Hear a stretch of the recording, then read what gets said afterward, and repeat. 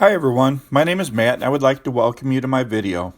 This week we've been asked to investigate an emerging technology in the construction industry. I tried to think of something that I would find useful in my job and decided to look into an electronic journal to help me keep track of the daily activities on my job site. There were a lot out there and I spent a bit of time reading some of the reviews and testing a couple of them. While many of the apps I found claimed to allow a trial, several of them limited the features that you were allowed to test, and others had pop-up ads that made them difficult or frustrating to use. In the end, I was able to find the Daily Reports and Time Cards app by Raking Construction.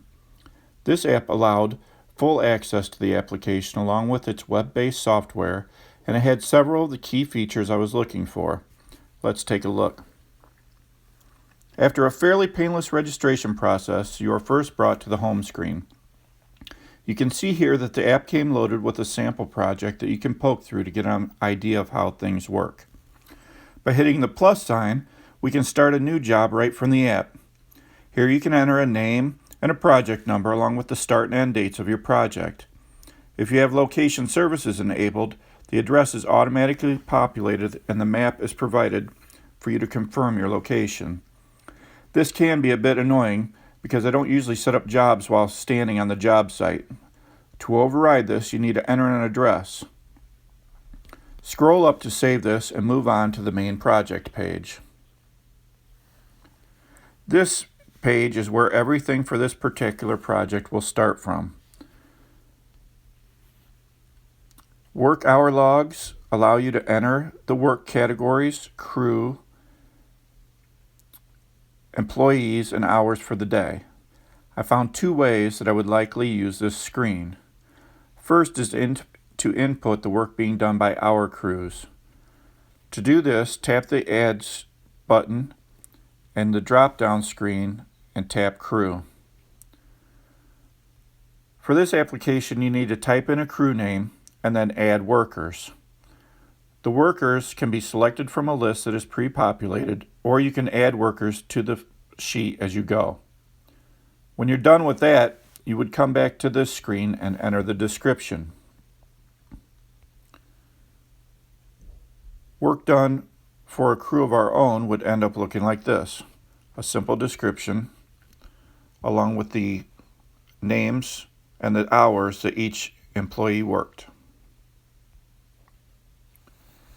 The other way may be helpful for tracking subs. In order to do this, we'd again hit the plus sign, this time leaving the work log type in standard. We'd enter the name of the sub under the name column, then the quantity as the number of employees on the site for the day, and the hours worked, the total number of hours for each employee.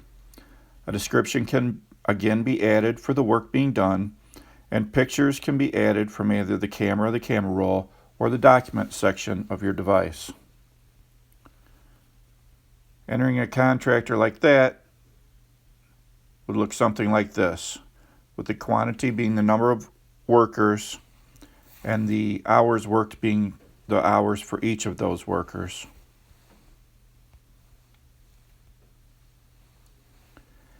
Next, we have the option to enter notes for the day. Once again, the plus side adds something new for the day, and we can use a drop-down button to choose from a category. There are three main categories. These are all text fields that you can fill in or use voice-to-text feature to fill out. There is an option to add photos by either taking a picture or searching your library. You can also scan and add documents, but these must be stored in your device first. Next is attachments. This is just what it sounds like. Again, you can choose to add pictures from your camera roll, take a new picture, or add documents stored on your device. This may be handy for taking a quick picture or scan of a delivery ticket, a change order, or keeping a copy of an injury report. The final entry option is for the daily survey. From here, you can log any accidents, report schedule delays or weather delays, document site visitors, report problem areas on the job site, and keep track of rental equipment that's on the site. The fields are pretty generic, but each allows for extended text entry and photos. At any point, you can view the daily report. Here you will see any documents you have stored for the day, a weather report for the location, the work tasks and employees assigned for that day, along with helpful information on the total time each task has taken and the total time logged to each employee for the job. It also displays any notes you have taken, including the pictures and documents and the daily site survey. You are prompted to sign the report and offered a screen to do so.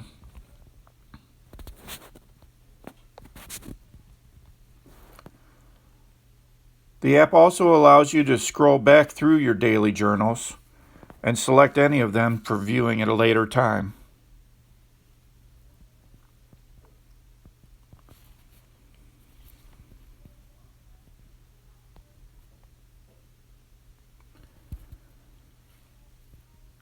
Some of the disadvantages to this software include that the crew assignments that you create for entering employee information have to be redone on each task.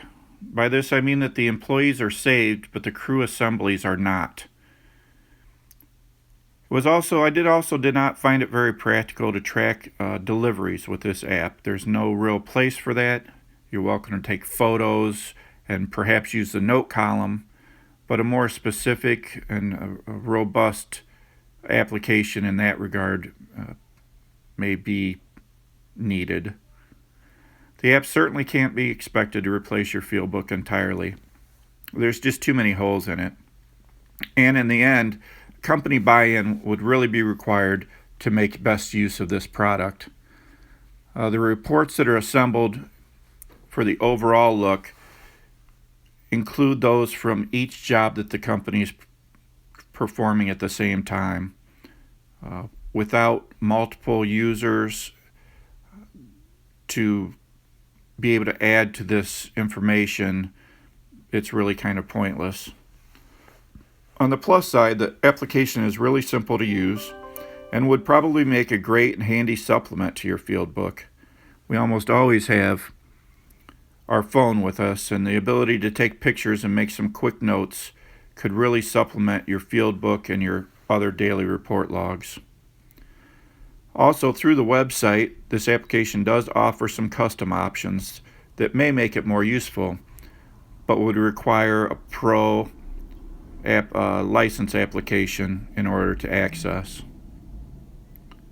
The basic package, which we are looking at here, the licensing fee is $12 per month per user.